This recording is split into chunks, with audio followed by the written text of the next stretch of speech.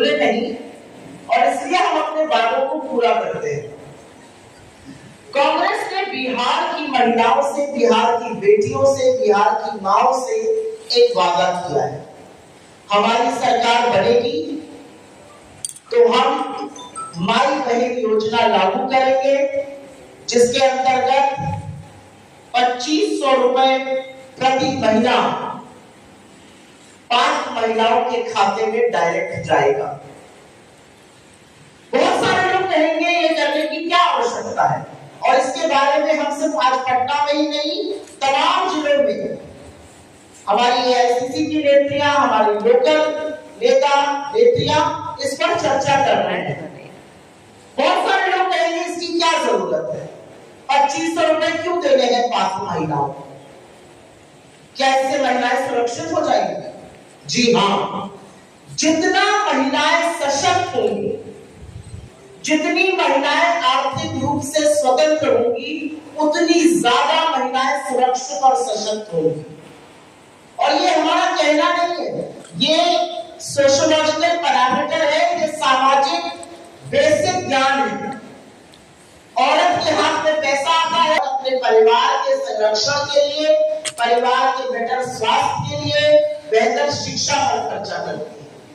औरत के हाथ में अगर जरा सा भी अतिरिक्त पैसा आता है तो उसको लगता है अपने बच्चे को ज्यादा बेहतर कैसे पढ़ाओ, रोटी तरकारी के साथ दाल कैसे खिलाओ। ये औरत के जननी होने का स्वरूप है। औरत के हाथ में पैसा आएगा, उससे परिवार की बढ़ोतरी भी होगी, बेहतरी भी होगी। और ये हमारा मानना है, ये हमने अपने तमामों राज्यों में करके दिखाया है और अब उस पर चर्चा करती हूँ।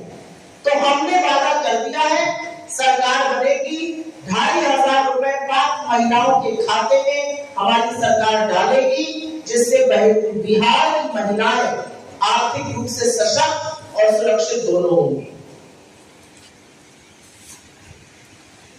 लेकिन हमारे वादों में, हमारी गारंटी में और दूसरों की खोखले दावों में अंतर है। मैं आपको बताती हूँ कांग्रेस का ब्यौरा महिला सशक्तिकरण के लिए। दिल्ली में हमारी सरकार थी, हमारी बेहद लोकप्रिय मुख्यमंत्री स्वर्गीय शीला दीक्षित जी। 2008 में उन्होंने लाडली योजना शुरू करी थी, जिसके तहत बच्ची की पैदाइश पर उसे 36,000 रुपए मिल जाते थे। और जब वो कक्षा 1 से 12 की पढ़ाई करती थी तो 25,000 रुपए उसे मिलते थे। जब वो 12वीं में पहुंच जाती थी तो 1 लाख रुपए उसके खाते में आ जाते थे। इससे उस बच्ची की शिक्षा, परिवारों को भी लगता था पढ़ाओ तो पैसा मिलेगा, और इसलिए दिल्ली का शिक्षा का स्तर बाकी जगहों से कहीं ऊंचा हुआ बच्चियों की शिक्षा के मामले में। हमारी कर्नाटका की सरकार बनी, हमने वादा किया था कि हम गृह लक्ष्मी योजना लाएंगे और गृह ज्योति योजना लाएंगे। कर्नाटका की हमारी सरकार 2000 रुपए सीधा बैंक खातों में 5 महिलाओं के डाल रही है, जिससे करीब 1.5 करोड़ महिलाओं को और उससे ज्यादा परिवारों को फायदा मिल रहा है। हमने शक्ति योजना वहां लॉन्च करी, जिससे बस सेवा की है। हमारी जो फ्री बिजली योजना है, उससे भी महिलाओं को फायदा होता है, क्योंकि जितना महिलाएं बचा पाती है पैसा, उतना परिवार के समृद्धि में लगाती है। हमारी सरकार, हमारे घटक दल की सरकार 2500 की आर्थिक सहायता हमने सरकार बनते ही देना शुरू किया। पहले मात्र 1000 रुपए दिया जाता था। हमने चुनाव में वादा किया था, हमारी सरकार बनेगी, हम 2500 रुपए देंगे। और ये कोई महिलाओं को देकर हम बहुत बड़े के बने या बहुत बड़े आदमी नहीं बन रहे, ये उनका हक है, ये उन तक पहुंचना चाहिए। ये 5 महिलाएं जी तो मेहनत करती है, घरों को चलाती है, समाज में बड़ी महत्वपूर्ण भूमिका निभाती है। हो सकता है वो रोज सवेरे 9 से 5 दफ्तर ना जाती है, लेकिन वो जितनी मेहनत खेत खलिहानों मजदूरी में, परिवार को पालने में, नागरिक बनाने में जुटी रहती है, उसके लिए बहुत छोटी सी चीज है, लेकिन ये करनी जरूरी है, क्योंकि महिला को सशक्त करने का डायरेक्ट सबसे अच्छा तरीका आर्थिक सशक्तिकरण। बिहार में ये क्यों जरूरी है? सवाल हुआ कि ठीक है आपने कर्नाटका में किया, आपने झारखंड में किया, आपने दिल्ली में किया था, आप तेलंगाना में कुछ कर रहे हैं, आप हिमाचल में कुछ कर रहे हैं, बिहार में क्यों जरूरत है? बिहार में इसलिए जरूरत है क्योंकि जो जातीय सर्वेक्षण यहाँ पे छपा था उसमें कुछ बहुत जरूरी तथ्य सामने आए और वो बिहार की आर्थिक बदहाली दिखाते हैं। वो दिखाते हैं कि महिलाएं उस आर्थिक तंगी से किस कदर जूझ रही है। असलियत ये है कि करीब करीब 94.5 लाख परिवार 6,000 रुपए से कम पर मासिक गुजर बसर करने को मजबूर है। 94.5 लाख परिवार मतलब 5 करोड़ से ज्यादा लोग महीने के 6,000 रुपए से कम कमा रहे हैं और उसी में किसी तरह से अपनी गुजर बसर कर पा रहे हैं।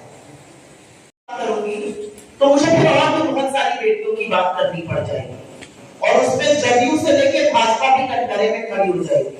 अगर मैं एक महिला के हक की बात करूंगी तो फिर यहाँ के मुख्यमंत्री से प्रधानमंत्री की भी धज्जियां खोलनी पड़ेगी। तो मेरा मुंह मत खुलवाइए।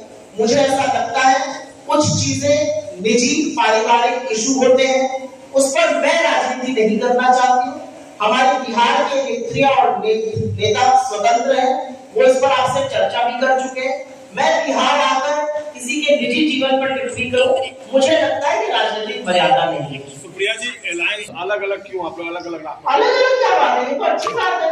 पहले हमारे घटक दल ने कहा, वही बात हम कह रहे हैं। हम दोनों एक दूसरे की बात कर रहे हैं, एक दूसरे की बात को बढ़ा रहे हैं। हमने ये तो नहीं कहा कि उन्होंने कहा हम ऐसी योजना, हमको उन्होंने ये योजना अनाउंस करी, हमने भी योजना अनाउंस करी। ये आपकी हमारे गठबंधन की प्रतिबद्धता को दिखाता है कि हम कितने सेम पेज पर हैं। अब हम एक थान के कटे हुए कपड़े तो है नहीं कि वो जैसे जिसकी वोट कर रहे हैं उसी दिन हम बोलेंगे। उन्होंने अनाउंस करी, हमें हमारा भी मन था करने का, हमने भी अनाउंस करी। बिहार की महिलाओं को ये खुशी होनी चाहिए कि एक घटक दल ऐसा है जहां पर दोनों घटक, एक गठबंधन ऐसा है जहां पर दोनों घटक दल सेम बात कर रहे हैं, हमारे हित की बात कर रहे हैं, हमारे सम्मान की बात कर रहे हैं। दूसरी तरफ एक घटक दल है जहां पर मुख्यमंत्री की धज्जियां उनके घटक दल वाले ज्यादा उड़ा रहे हैं, जहां पर आपसी मुठभेड़ की और आपसी मनमुटाव की खबरें इतनी ज्यादा है कि हमारे यहाँ उसको सिर्फ फुटबॉल कहा जाता है। तो हमारा गठबंधन तो एक ही तरह की बात कर रहा है।